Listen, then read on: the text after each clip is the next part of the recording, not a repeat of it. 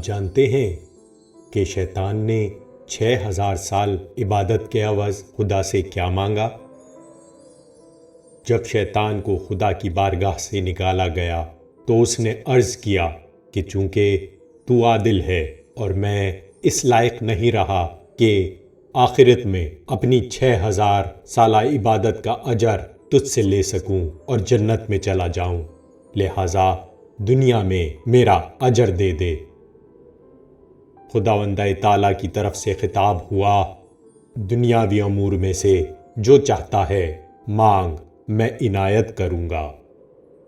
تو شیطان نے کہا، اول مجھے روز قیامت تک زندہ رکھ، جس دن تو مردوں کو زندہ کرے گا اس دن تک مجھے مہلت دے۔ خطاب ہوا، کیا موت سے فرار حاصل کرنا چاہتا ہے؟ کیونکہ جو قیامت تک زندہ رہے گا وہ کبھی نہیں مر سکتا، لہٰذا تیری یہ فرمائش قبول نہیں ہے کہ تو قیامت تک زندہ رہے۔ اگر طول عمر چاہتا ہے تو روز معمول تک مہلت دے دوں گا۔ روایت میں روز معمول کے مختلف معنی بیان ہوئے ہیں۔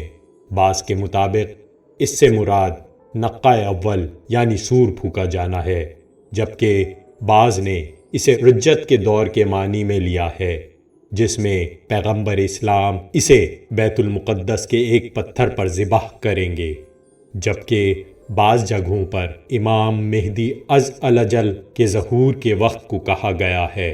آپ اپنے اصحاب کے ساتھ مل کر شیطان کے لشکر سے نمایاں جنگ کریں گے اور آخرکار شیطان ان کے ہاتھوں سے قتل ہوگا اور واصل جہنم ہوگا۔ دوسرا مطالبہ شیطان نے کہا، مجھے اولاد آدم پر تسلط کا اختیار دے، میں خون کی طرح اولاد آدم کے اعضاء و جوار میں موجود رہوں اور ان کو جس مقام سے چاہوں پریشانی میں مبتلا کر سکوں۔ خدا نے قبول کر لیا۔ تیسرا مطالبہ، شیطان نے کہا، بنی آدم میں سے جسے بھی تو ایک اولاد عطا کرے گا اس ایک کے عوض مجھے 2 بچے عطا ہوں کہ جنہیں میں اس کی گمراہی پر معمور کروں۔ خدا نے اس خواہش کو بھی قبول کر لیا۔ اسی وجہ سے شیطان جب بھی اولاد چاہتا ہے اپنی رانوں کو ملتا ہے تو اس کی رانوں کے درمیان سے بچے زمین پر گرنے لگتے ہیں، جنہیں وہ لوگوں کی گمراہی پر معمور کر دیتا ہے۔ چوتھا مطالبہ، شیطان نے عرض کیا، میں بنی آدم کو دیکھتا ہوں، میری خواہش یہ ہے کہ وہ مجھے نہ دیکھ سکیں، جسے خدا نے قبول کر لیا۔ پانچواں مطالبہ، شیطان نے عرض کی، میرے لیے مختلف شکلوں میں مجسم ہونا ممکن بنا دے، میں جس شکل میں چاہوں بنی آدم کے سامنے موجود ہو جاؤں۔ خدا نے قبول کر لیا۔ تاریخ کے مطالعے سے پتہ چلتا ہے کہ شیطان انسانوں کی گمراہی کے لیے مختلف شکلوں میں آتا رہا ہے۔ چھٹا مطالبہ، شیطان نے کہا کہ جب بنی آدم کے جسم میں روح موجود ہوگی مجھے بھی اس پر دسترس حاصل رہے، اور ملائکہ دنیا سے جانے کے موقع پر بھی مجھے مرنے والے سے قریب ہونے سے نہیں روکیں گے۔ خدا نے اس خواہش کو بھی قبول کیا۔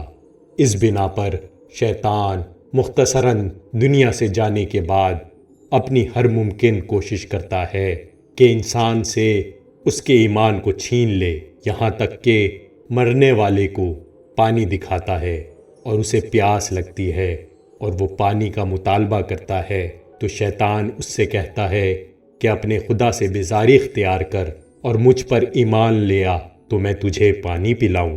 اگر مرنے والا اپنے دین سے بیزاری کا اظہار کر لے تو شیطان کہتا ہے میں بھی تجھ سے بیزار ہوں اور اپنے خدا سے خوف زدہ ہوں، اور یہ کہہ کر پانی زمین پر گرا دیتا ہے اور مرنے والے کو نہیں دیتا۔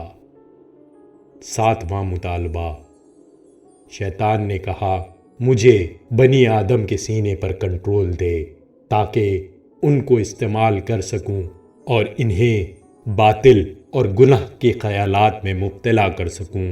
خدا نے اس خواہش کو بھی قبول کر لیا۔ تو شیطان نے کہا تیری عزت و جلال کی قسم، یقیناً سارے بنی آدم کو گمراہ کروں گا سوائے ان کے جن کا عمل خالص تیرے لیے ہوگا۔